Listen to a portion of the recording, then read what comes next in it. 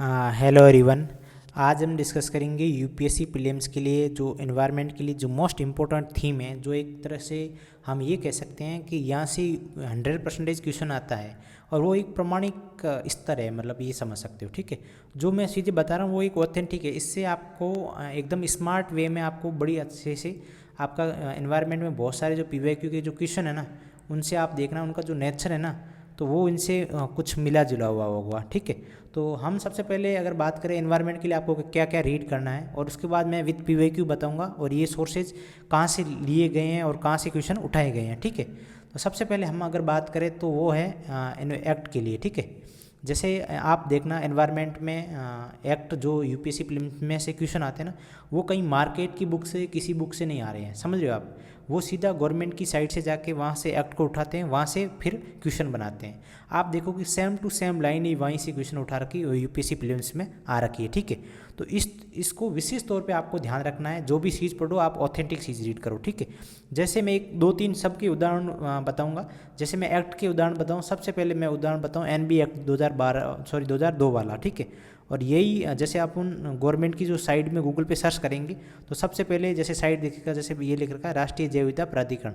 जो गवर्नमेंट की साइट है वो आपको किसी भी जो मेन वेबसाइट है वो आपको सबसे पहला अगर आपको पता तो चल जाता होगा लगभग, क्योंकि आजकल मार्केट में क्या है, जैसे गूगल पे सबसे पहले अगर कोई भी क्वेश्चन या कोई भी एक्ट सर्च करते हैं तो सबसे पहले आता है जैसे टेक्स्ट बुक का आ जाता है, आपने देखा होगा, क्योंकि वो स्पॉन्सर्ड वाले हैं ना, तो उनका थोड़ा ध्यान रखना, उनको नहीं देखना है। बहुत सारे लोग क्या करते हैं, जैसे भी एनबी एक्ट लिखा टेक्स्ट बुक वाला जो किसी कोचिंग का, वो सबसे पहले पढ़ा बस खत्म, वो नहीं देखना। आपको क्या ऑथेंटिक चीज़ें उठानी, जैसे उसको अभी जैसे मैंने अभी एनबी एक्ट को मुझे रीड करना, तो मैं एनबी एक्ट को सर्च करूँगा, उसके बारे में उनके बारे में रीड करूँगा। जैसे ये लिखा हुआ एनबीए के बारे में, ठीक है, जैसे ये वाला मैंने इसका पेज खोल रखा है और यही यूपीएससी प्रीलिम्स 2023 में आ रखा है। जैसे ये आप देख सकते हो, स्थानीय स्तर पर आप देख सकते हो प्रबंधन समिति बीएमसी वाला, ये आप देख सकते हो। ठीक है, कौन सा है, इससे मैं कर लेता हूँ, प्रबंधन समिति बीएमसी समिति का क्वेश्चन आया था। जैसे आप अभी मैं आपको बता देता हूँ, जैसे ये वाला है ना बीएमसी, इसमें भी आपको सही कलर नहीं दिख रहा है, मैं इसी से थ्रू बता देता हूँ। ये जैसे इस वाली लाइन में आप देख सकते हो। ठीक है, ये क्वेश्चन आया था बीएमसी वाला आ रखा है। ठीक है, और ये यूपीएससी प्रीलिम्स में यहाँ से इन्होंने क्वेश्चन उठाया, देख सकते हो आप। जैव विविधता प्रबंधन समिति, यानी जैव विविधता प्रबंधन समिति का मतलब है बीएमसी। ठीक है, ये इंग्लिश में इनमें शॉर्टकट में बीएमसी बोला जाता है। ये आपको कब याद होगा, ये अगर आपने गवर्नमेंट की वेबसाइट से पढ़ा होगा या पीवाईक्यू देखा होगा। और यही क्वेश्चन यूपीएससी प्रीलिम्स में, जो ये एनबी एक्ट के थ्रू एक समिति है, ठीक है, और यही यूपीएससी प्रीलिम्स 2012 में क्वेश्चन आया था एनबी एक्ट वाला। ठीक है, और अगर आप एनबी एक्ट को गूगल पे डाउनलोड करोगे ना, तो इसके बारे में एग्रीकल्चर का संरक्षण के बारे में बता रखा है। ठीक है, तो उसमें से आप देखना बहुत सारे ऐसे हैं, तो उसमें से ये सेम टू सेम लाइनें लिखी होगी, जो सेम टू सेम लाइनें होगी उनका ही आंसर होगा, दूसरे कट होंगे। ठीक है, मैं इस तरीके से बात कर रहा हूँ, जो बहुत सारे ऐसे क्वेश्चन हैं जो गवर्नमेंट की वेबसाइट से सीधा आ जाते हैं। ठीक है, बहुत सारे ऐसे क्वेश्चन हैं जो गवर्नमेंट की वेबसाइट से एकदम सेम टू सेम वहाँ से उठाते हैं, ये देखना। जैसे एक उदाहरण के तौर पर मैं एक आपको और बता दूँ, जो WPA एक्ट वाला है, आपने सुना होगा। ठीक है, 1972 वाला, ठीक है, वन्यजीव संरक्षण अधिनियम वाला। इसमें भी आप देखना, जैसे मैं अभी जैसे वन्यजीव संरक्षण अधिनियम मुझे पढ़ना है, तो मैं गवर्नमेंट की साइड में जाके वन्यजीव एक्ट को वहाँ से डाउनलोड करूँगा। उसके बाद जो मुझे पेज इंपॉर्टेंट लगेंगे उनको मैं रीड करूँगा। ठीक है, तो उसमें से आप ये देखना, जैसे ये क्वेश्चन है, इसमें से अब जैसे आप लगभग इसमें ये वाली एक्ट के 56 ऐसे कुछ पेज है। ठीक है, उसमें से लास्ट वाले पेज में क्या अनुसूची दे रखी है, 1 से 6 तक। ठीक है, कितनी, 1 से 6 तक अनुसूची दे रखी है। उस अनुसूची में बता रखा है क्या क्या एक्ट में बता रखा है, क्या क्या 1 नंबर अनुसूची में क्या है, 2 नंबर अनुसूची में क्या है, 3 नंबर अनुसूची में क्या है। और ये यूपीएससी प्रीलिम्स में देखो 2017 और 2020 में क्वेश्चन पूछ रखा है, और ये अभी किसी बुक से नहीं उठाया हुआ, ये गवर्नमेंट की इसी वेबसाइट पे आप जाओगी, ये जो वन्य जीव संरक्षण अधिनियम 1972 है वो आप डाउनलोड करोगी, उसमें से आपको ये अनुसूची मिलेगी 1 से 6 तक। तो उनमें से देखना आपको 100% आपके आंसर निकलेंगे। जैसे ये आप देख सकते हो, और इसमें भी आप देख सकते हो निम्नलिखित में से कौन सा प्राणी शिकार नहीं किया जाता है, इसमें भी ये एक्ट के बारे में दे रखा है। बहुत ही इजी है, इसमें आपको कोई टाइम वेस्ट नहीं होने वाला, बट इसमें जो बेनिफिट मिलेगा ना वो आपको एकदम 100% सॉलिड मिलेगा। और ये यूपीएससी प्रीलिम्स में आप एनवायरनमेंट के क्वेश्चन के नेचर देखो, उस नेचर से फिर आपको आंसर निकालो। ठीक है, जैसे मैं एक और एक्ट बता देता हूँ, जैसे ये GWA वाला, ठीक है, ये केंद्रीय भूजल वाला। ठीक है, तो इसमें से आप देखोगे, जैसे ये क्वेश्चन आ रखा है यूपीएससी प्रीलिम्स 2020 में। ठीक है, इसमें से आप देखना, जैसे आप जैसे ये मेन वेबसाइट खोलते हो जैसे पहले तो ये देखो इसके अबाउट अस में जो इनकी विषय में इनके बारे में क्या क्या चीज़ें, उसके बाद जो या क्या क्या उनकी जो रूल्स है या एक्ट के बारे में जो भी है या ट्रेनिंग क्या क्या दी जाती है वो देखो, ठीक है। तो यहाँ पे आप देख सकते हो। उसके बाद आप अगर आप PDF डाउनलोड कर सकते हो तो उसको पूरे एक्ट को PDF डाउनलोड कर लो फिर, ठीक है। और उसके बाद ये देख सकते हो आप ये कौन से मंत्रालय के अधीन है, ये आप देख सकते हो। ये देखो ये नीचे लिखा हुआ है। बहुत सारे ऐसे क्वेश्चन हैं जो मंत्रालय के सीधा से पूछ लेते हैं। बस आपको, क्योंकि ये PYQ के आपको नेचर से पता लगाना है ये किस तरीके से क्वेश्चन पूछते हैं, फिर उस PDF में जो भी आपको इंपॉर्टेंट लगे उनको आपको रीड करना है, ठीक है। जैसे ये आप देख सकते हो UPSC प्रीलिम्स में ये 2020 में क्वेश्चन आ रखा है जो केंद्रीय भूजल प्राधिकरण वाला, ठीक है। और इसमें से आप देख सकते हो ये जो तीनों लाइनें लिख रखी है ना, इसमें से जो इस एक्ट के में लाइनें जो लिख रखी हुई है ना जो प्राधिकरण वाले में, उसमें से वो जो सही होगा दूसरा वो गलत होगा। बहुत ही इजी क्वेश्चन है, इतना कोई टफ नहीं है। सबसे पहले आपको क्या करना है, PYQ को सबसे पहले देखना है उसको, और उनका क्वेश्चन का नेचर जानना है, ठीक है। उसके बाद आपके आंसर निकलेंगे, ठीक है। जैसे अब नेक्स्ट बात करते हैं स्पीसीज। बहुत सारे UPSC में हर साल एक्ट से हर साल क्वेश्चन आते हैं। मैंने जो अभी आपको बताए ये दो तीन उदाहरण बताए मैंने, और यहीं से और फिर देखें स्पीसीज सेकंड नंबर पे है, और स्पीसीज से 100% क्वेश्चन आते हैं, हर साल आते हैं। आपने देखा होगा जो 2023 वाले में भी आ रखा है, 22 वाले में भी आ रखा है, 21, 22, 20 मतलब सब में आ रखे क्वेश्चन 100%। एक दो क्वेश्चन पूछते हैं, या तो वो करंट में है या फिर उसमें IUCN लिस्ट में कौन सा उनका स्टैंडर्ड है वो देख सकते हो। फिर जैसे WPI वाली अभी 1 से 6 वाली है, तो वो किस में, वो जब इसमें 1972 वाले एक्ट में सर्च करोगे ना, वो सबसे लास्ट वाले पेज में 1 से 6 तक जो भी अनुसूची में जो भी स्पीसीज है ना उनके नाम दे रखे हैं, ठीक है। जैसे एग्जाम्पल में बारहसिंगा का बहुत सारे क्वेश्चन पूछ रखे, इरावदी डॉल्फिन है और पिग्मी हो गए। तो आपको क्या करना है, जो भी आप रीड कर रहे हो ना, जैसे इसमें स्पीसीज, तो स्पीसीज के सबसे पहले क्या करना है आपको, इनका जो क्षेत्र कौन सा है, जैसे स्पीसीज बारहसिंगा का है, इरावदी डॉल्फिन का है, कि इनका क्षेत्र देखना है, ये कौन से एरिया में पाए जाते हैं। जैसे इंडिया वाला मैप है तो अब बारहसिंगा कहाँ पे पाया जाता है तो वो देखना है, ठीक है।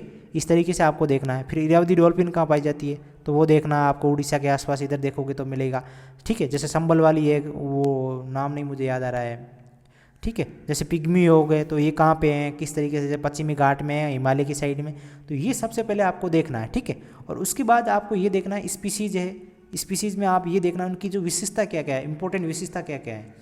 बहुत सारे आप देखोगे बारहसिंगा की विशेषता क्या है, इरावदी डॉल्फिन की विशेषता क्या है, जैसे ये खारे पानी में नहीं जाती है या मतलब इस तरीके से मीठे पानी में रहती है, मतलब आप समझ रहे होंगे, इनकी विशेषता को देखना है, ठीक है। और दूसरी बात ये है, आपको जो इम्पोर्टेंट है या गवर्नमेंट की जो साइड में IUCN लिस्ट में है या WPA की जो लिस्ट में है, उनको अच्छे से गूगल कर लेना है और उनकी गवर्नमेंट की वेबसाइट से उनको देखना है, उसकी क्या क्या विशेषताएं हैं, क्या क्या उसमें जो और आपको चीज़ें मिल सकती है जो देखने को, जो वो कैसे पता चलेगी, वो आपको सबसे पहले पता चलेगी आप PYQ देखोगे तभी, ठीक है। जैसे मैं एक उदाहरण के तौर पर बताऊँ, ये UPSC प्रीलिम्स में 2023 में क्वेश्चन आया रखा है, ठीक है। अब ये इनकी विशेषता पूछ रखी है, ये जैसे क्या पूछ रहा है, सूर्यास्त और सूर्यास्त के या उसके बाद सक्रिय रहते हैं, एक्टिव रहते हैं। अब आप ये चीज़ देखना, इनको आप जैसे ये तो UPSC प्रीलिम्स आई थिंक 2013 में आ रखा है, CA पूंछी मंकांक वाला 13 या 14 में आ रखा है, ठीक है। तो आपको क्या करना है, इन तीनों को गूगल करना है अभी, जैसे 2013, 14, 15 में आ रखे हैं, सबको एक एक ऑप्शन को गूगल करना है, ठीक है। फिर वहाँ से जैसे कल 2024 में UPSC प्रीलिम्स क्या पता सांबर हिरण का एकमात्र पूछ ले कि सांबर हिरण कहाँ पर है, इनकी विशेषता है, या कौन से कंट्री कौन से देश में है, कौन से स्टेट में है। तो इस तरीके से आप देख सकते हो, ठीक है। तो ये चीज़ें आपको कैसे पता चलेगी, आपको PYQ, मैं बोलता हूँ सबसे इंपॉर्टेंट जो चीज़ है वो PYQ है। PYQ पर आपका एक जो विश्वास है वो बड़ा और सॉलिड हो जाएगा, ठीक है। इस तरीके से आपको देखना है, जो ऑल ऑप्शन गूगल करने हैं ये मैंने आपको अभी बता दिए, ठीक है। नेक्स्ट बात करते हैं, थर्ड नंबर पे वो है पर्यावरण संरक्षण संगठन या समितियाँ। कौन सी, जैसे बहुत सारी पर्यावरण संगठन है वर्ल्ड में, ठीक है। तो उनको सही ढंग से आपको थोड़ा सा देखना है। जैसे मैं सब में उदाहरण के तौर पे मैंने PYQ ऐड कर रखे, एक दो क्वेश्चन, बहुत सारे क्वेश्चन आ रखे हैं ऐसे, बट मैंने एक दो जो इंपॉर्टेंट लगे मुझे उनको क्वेश्चन को मैंने ऐड कर रखा, ठीक है। जैसे अभी IUCN वाला आप रीड करते हो, और ये UPSC प्रीलिम्स में क्वेश्चन आ रखा है IUCN वाला, ठीक है। जैसे यूनाइटेड नेशन एनवायरनमेंट प्रोग्राम, ये है UNP वाला, ठीक है। ये world wide web of nature WWEF वाला, वो नहीं, ये वाला दूसरा है। और ये देख सकते हो international union for conservation of nature, ये फर्स्ट नंबर ऑप्शन है। यही IUCN की विशेषता है, और यही डेटाबेस जो जीव जंतुओं, संक्रामक जीव जंतु है उनका डेटाबेस विकसित करता है, ठीक है।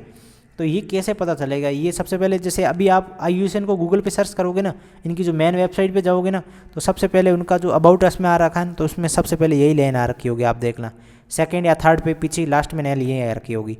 तो अब आपको क्या करना है, जैसे ये यूएनपी ऑप्शन में दे रखा, तो इनको यूएनईपी को गूगल सर्च करो। फिर और जैसे बहुत सारे ऐसी संस्था, मैंने उदाहरण के तौर पे मैंने ये आपको 3 4 5 बता रखी है।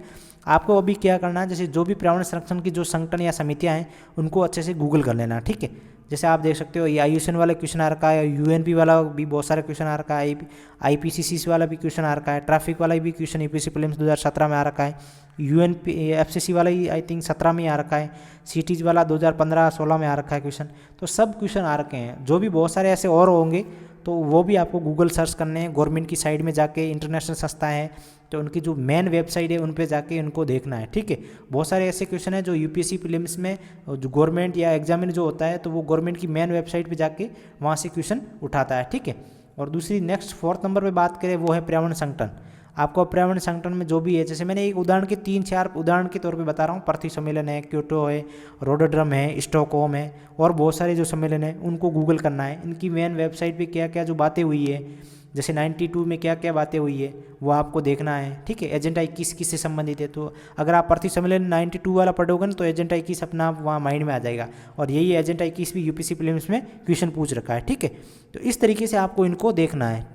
ये कैसे किस तरीके से याद होगा, ये कोई किसी भी कोचिंग मार्केट वाले क्या करते हैं, वो सबसे पहले मार्केट वाले यही करते हैं, उनको बच्चों को टू द पॉइंट्स और कम में दिया जाए क्योंकि बच्चे खुश हो जाए।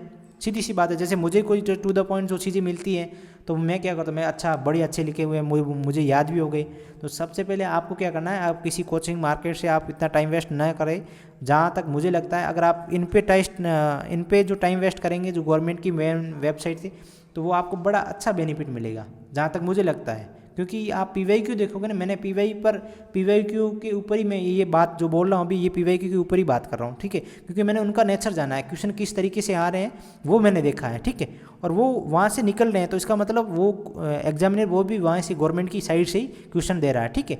जो 3 4 जो मैंने बताए हैं, एक्ट बताए हैं जो अभी, और स्पीसीज बताई हैं, वन्य जीव अभ्यारण्य वाले जो अभी ये मैं आपको बताऊंगा, और पर्यावरण सम्मेलन है, उनकी संगठन समितियाँ हैं, ये आप देखना। और यहाँ से हर साल क्वेश्चन आते हैं, 3 4 5 हर साल से क्वेश्चन आते हैं, ठीक है। और जो इकोलॉजी है वो उनको थोड़ा अलग से आप रीड कर सकते हो, बट जो मैं अभी ये बता रहा हूँ ये आप 100% यहाँ से हर साल क्वेश्चन आता है और वो गवर्नमेंट की साइड से क्वेश्चन उठाते हैं, ठीक है। जैसे ये वन्य जीव अभ्यारण्य है, राष्ट्रीय उद्यान है, जैवमंडल है, आर्द्रभूमि वाला है, तो इनमें आपको क्या करना है, इनमें सबसे पहले ये जैसे नेशनल पार्क है तो नेशनल पार्क है उनका क्षेत्र कौन सा है, एरिया लोकेशन क्या है, ठीक है। जैसे कोई भी है, जैसे कान्हा राष्ट्रीय पार्क है तो वो कहाँ पे, MP में, अच्छा तो उसकी आसपास कोई रिवर निकलती है कि नहीं निकलती, जैसे कान्हा के पास कोई रिवर निकलती है कि नहीं निकलती, उनको देखना है। फिर जैसे कान्हा राष्ट्रीय नेशनल पार्क है उनकी विशेषता क्या है, उनका प्रसिद्धि होने का क्या कारण है, वो चीज़ देखो। वो चीज़ें कब मिलेगी, आप गूगल पे सर्च करोगे या इनकी मेन वेबसाइट पे जाओगे जैसे, ठीक है, तो वहाँ से आपको ये चीज़ें मिलने वाली, ठीक है। वो कोचिंग मार्केट बुक से नहीं मिलने वाले आपके, ठीक है। तो ये चीज़ें देखो, ये जैसे मैंने क्यों ऐड किए, जैसे ये क्षेत्र, नदी, विशेषता, प्रसिद्धि के कारण, क्योंकि यूपीएससी प्रीलिम्स में अभी तक जो मैंने देखा है इनका नेशनल पार्क का क्वेश्चन पूछे तो ये इस तरीके से क्वेश्चन पूछे हैं, ठीक है। जैसे ये देख सकते हो, ये यूपीएससी प्रीलिम्स 22 में आ रखा है, 23 में मैंने लिख दिया, ये 22 में आ रखा है। जैसे ये आर्द्रभूमि, झील और स्थान का पूछ रहा है, बहुत ही ईजी क्वेश्चन है, बहुत ही ईजी क्वेश्चन है। मैंने यही बताया, मैंने कहा लोकेशन इनकी देखनी है, सबसे पहले आप लोकेशन कहाँ पर है ये देखनी है, बहुत ही ईजी है। अगर कल क्या पता है यूपीएससी ये पूछ ले, रुद्र सागर झील की कोई विशेषता पूछ ले कि इस झील की निम्नलिखित में किस झील की विशेषता है, तो इस तरीके से आपको क्या करना है, इन चारों को गूगल करना है। फिर गवर्नमेंट की वेबसाइट में जो आर्द्रभूमि वाला जो भी पेज है तो उनको देखो, वहाँ से PDF उठाओ और वो रीड करो, वो आपको 100% सॉलिड आंसर निकालेगी और वो आपको 100% बेनिफिट देगी, ठीक है। जैसे ये उसके बाद जैसे ये वाला है, इनकी विशेषता है, जैसे ये किसकी विशेषता है, जैसे ये क्वेश्चन देखा, भारतीय अनुपमरक बारहसिंगा की उस उपजाति जो पक्की भूमि पर फलती फूलती है, केवल घास बक्सी है, जिसके संरक्षण निम्नलिखित में कौन सा संरक्षित क्षेत्र प्रसिद्ध है। बहुत ही इजी क्वेश्चन है, कान्हा नेशनल पार्क है तो ये इनकी विशेषता हो गई, ये प्रसिद्धि का कारण हो गया, ठीक है। तो इस तरीके से देखना है, ठीक है। तो आपको सबसे पहले आपको प्रीलिम्स में PYQ देखना है, उसको फिर आपको लगेगा हाँ मुझे मतलब आपके आंसर निकले, फिर आपको विश्वास आएगा। जैसे ये क्वेश्चन है, ये अब स्पीसीज़ का भी एक तरह से देख सकते हैं, कस्तूरी मृग वाला। उसके बाद इनका प्राकृतिक आवास कहाँ है, तो अगर आप जैसे मानस सर्च करते हो, फिर गंगोत्री सर्च करते हो या किशनपुर स्कोर सर्च करते हो, तो उसमें से आपको बहुत ही आसानी से आपका आंसर निकल जाता है, क्योंकि वहाँ जैसे इस नेशनल पार्क के कौन सी कस्तूरी मृग मतलब रहती है, कस्तूरी मृग उनका प्राकृतिक आवास कौन सा है, ठीक है। तो मैं देखूंगा अस्कट, अब अस्कट मुझे पता है, ये कस्तूरी मृग थोड़ा भी मुझे पता है कि नॉर्थ की साइड में है, ठीक है, इनका जो प्राकृतिक आवास है वो नॉर्थ की साइड में है, ठीक है। तो इस तरीके से मैं इनको कट कर सकता हूँ बड़ी आसानी से, जैसे मानस को मैं माना कि कट कर सकता हूँ अगर कटना चाहूँ तो, ठीक है। इसको इस तरीके से आपको माइंड लगाना पड़ेगा, ठीक है। जैसे गंगोत्री है, अस्कट है, किशनपुर है, तो इनको सही ढंग से देखना पड़ेगा। कल क्या ना पता यूपीएससी प्रीलिम्स में गंगोत्री राष्ट्रीय उद्यान का पूछ ले कि गंगोत्री राष्ट्रीय उद्यान ये इसके पास में कौन सी रिवर निकलती है, समझ रहे हो। इस तरीके से यूपीएससी प्रीलिम्स क्वेश्चन पूछती है, ठीक है। या इस तरीके से पूछ ले गंगोत्री राष्ट्रीय उद्यान किस स्टेट में है, या इसका प्रसिद्धि का कारण क्या है। ये यूपीएससी प्रीलिम्स में हर साल ये इस तरीके से क्वेश्चन आते हैं, ठीक है। जैसे ये नेक्स्ट दे सकते हैं संरक्षित कावेरी बेसिन वाला, ठीक है। अब ये कावेरी बेसिन के क्षेत्र में कौन कौन से हैं, आप ये इसमें से देखो। और सबसे पहले इसमें ये देख सकते हो, जैसे ये सब शहरों को साउथ में, आप इसमें से थोड़ा सा ये देखो पश्चिमी और पूर्वी घाट में कौन कौन सा है। जैसे अगर आपको इनका लोकेशन पता होते हैं तो बड़ा आसानी से आप निकाल सकते थे, ठीक है। जैसे ये आप देखोगे, जैसे नागरहोल, पापीकोंडा मुझे जहाँ तक पता है कि आंध्र प्रदेश में, ये पूर्वी घाट में हो गया। सत्यमंगलम है, सत्यमंगलम, वायनाड और नागरहोल है, ये तीनों आसपास पश्चिमी घाट में। तो इसका मतलब मुझे जहाँ तक लगता है 1, 3 और 4, 1 और 3, 4 मतलब इसका आंसर यही है। और ये साउथ पूर्वी घाट में पड़ता है पापीकोंडा, क्योंकि ये कावेरी बेसिन में नहीं है और ये आंध्र प्रदेश में। तो इस तरीके से आपको आंसर निकालना है। ये निकलेगा कब, जब आप इसको नेशनल पार्क को गूगल पे मैप के थ्रू आप देखोगे ये कौन से एरिया में किस तरीके से, तब जाके आपको इसके आंसर निकलेंगे। जैसे ये यूपीएससी प्रीलिम्स 2020 में क्वेश्चन आ रखा है, क्रांतिक बाग का आवास के अंतर्गत सबसे बड़ा क्षेत्र किसके पास, मतलब सबसे बड़ा कौन सा जो बाग का आवास है वो कौन सा है, ठीक है। तो ये है नागार्जुन श्रीशैलम। अब ये कहाँ पे है, तो इनको लोकेशन सेंड करो। रणथंभौर कहाँ पे है, तो इनकी लोकेशन देखो। कॉर्बेट है, कॉर्बेट की क्या क्या विशेषता है, तो वो देखो। इस तरीके से आप देखोगे तभी आपके आंसर निकलेंगे, नहीं तो नहीं निकलने वाले। क्योंकि यूपीएससी प्रीलिम्स में मैंने एनवायरनमेंट में ये नेचर देखा है कि आपका वो माइंड नहीं ले रही है कि आप उनको रटो, याद करो, इस तरीके से आपके क्वेश्चन नहीं होने वाले हैं, ठीक है। ये हर साल जो मैंने अभी जो 5 या 4 टॉपिक्स बताए हैं वो 100% वहाँ से हर साल क्वेश्चन आते हैं, ठीक है। और 5 नंबर पे देखते हैं जो पर्यावरण पोल्यूशन वाला है, ठीक है। इसमें से 100% पोल्यूशन का क्वेश्चन आ रखा है, 23 में भी आ रखा है, 22 में भी आया था, और 2020 में आई थिंक बेंजीन प्रदूषण वाला क्वेश्चन आया था, बेंजीन का। तो इस तरीके से क्वेश्चन आते हैं, ठीक है। जैसे ये वायु प्रदूषण है, जैसे 3-4 जो है वायु प्रदूषण है, जल प्रदूषण है, ई अपशिष्ट प्रदूषण है और ध्वनि प्रदूषण है। तो वहाँ से यूपीएससी प्रीलिम्स में हर साल एक किसी वायु का या जल का प्रदूषण का क्वेश्चन दे देती है, ठीक है। जैसे वायु प्रदूषण में अगर हम रीड करते हैं, जैसे एरोसेल है, पीएम है, फ्लाई एस है। एरोसेल 2023 वाले ऑप्शन में आ रखा है, ये आप देख सकते हो, एरोसेल हाइड्रोफ्लोरोकार्बन के लिए, ठीक है, ये ऑप्शन में आ रखा है। तो अगर आप इनको वायु प्रदूषण वाली जो गवर्नमेंट की साइड में, या वायु प्रदूषण को आप गूगल करते हो, सही ढंग से रीड करते हो, एनसीईआरटी से जो ऑथेंटिक चीज़ है ना, वहाँ से अगर रीड करते हो तो आपके बहुत ही आसानी से आंसर निकल सकता है कि एरोसेल चीज़ है क्या, ठीक है। और पीएम वाला है, पीएम 2022 वाले क्वेश्चन में आ रखा है, पीएम वाला जो छोटे छोटे कण होते हैं ना वायु वाले, वो, ठीक है। और फ्लाई एस वाले ये यूपीएससी प्रीलिम्स 2015 में आ रखा है, आप देख सकते हो। इंजन की जो कोयले की जलने से जो एक जो शक्ति या संयंत्र से प्राप्त जो फ्लाई एश होता है, तो उसका क्या क्या मतलब क्या क्या उसका यूज होता है, क्या क्या उसमें इफेक्ट पड़ता है, तो वो देखना। वो किस तरीके से देखो, वो एक ऑथेंटिक चीज़ रीड करोगे ना तभी आपको रीड होगा। जैसे ये बेंजीन प्रदूषण वाला यूपीएससी प्रीलिम्स 2020 में पूछ रखा है, तो इस तरीके से आपको देखना है, ठीक है। जैसे ये जल प्रदूषण वाला यूपीएससी प्रीलिम्स 2017 में क्वेश्चन आया था, तो अब आ सकता है क्या 2024 में आ सकता है, क्योंकि बहुत टाइम से इनका जल प्रदूषण का क्वेश्चन नहीं पूछ रहा है। जैसे बीओडी क्या है, फिर सीओडी क्या है, तो वो आप इनको जल प्रदूषण रीड करोगे तभी आपके आंसर निकलेंगे, ठीक है। तो ये आपको देखने हैं, ठीक है। ये जैसे बीओडी है, रक्त ऑक्सीजन वाला है, सीओडी मतलब केमिकल ऐसा कुछ है, केमिकल ऑक्सीजन मुझे कंफर्म नहीं है, डिमांड ऐसा कुछ है, ठीक है। और ये यूपीएससी प्रीलिम्स में जल प्रदूषण के लिए जो कौन कौन से जो भी है जैसे प्रदूषक वाले हैं, तो ये कौन कौन से हैं, ये इसमें से आप देख सकते हो। अगर आप इसमें से अगर आपको थोड़ा भी डाउट हो, अगर आपने कभी न्यूज़ में पढ़ा होगा, ये आपको उस टाइम का माइंड काम करेगा। जैसे आप किसी भी, जैसे किसी सिटी में आप ऐसे न्यूज़ में आपने सुना होगा कि फ्लोराइड की वजह से, तो वो जल प्रदूषक की वजह से होता है। तो इस तरीके से जैसे आपका थर्ड सही है, तो थर्ड में से आपका सीधा आंसर इन दोनों को कट कर सकते हो, इनको कट कर सकते हो। उसके बाद कभी आपने इसका सुना होगा जैसे ये फ्लोराइड आर्सेनिक वाला, आर्सेनिक का सुना होगा, थोड़ा जल का है। अगर आपका माइंड थोड़ा भी कैप्चर करता है तो आपके आंसर निकल सकते हैं, ठीक है। और फिर आप एक ऑथेंटिक चीज़ें रीड करते हो तो बड़ी आसानी से क्वेश्चन निकल सकते हैं, ठीक है। फिर आता है ई अपशिष्ट प्रदूषण वाला, तो इसमें से आप देखना, क्योंकि मैं एक प्रदूषण का बता रहा हूँ, 100% पोल्यूशन से क्वेश्चन आ रहा है तो आप पोल्यूशन को अच्छे से करो, ठीक है। अब किस तरीके से करना वो आपके ऊपर है, ठीक है।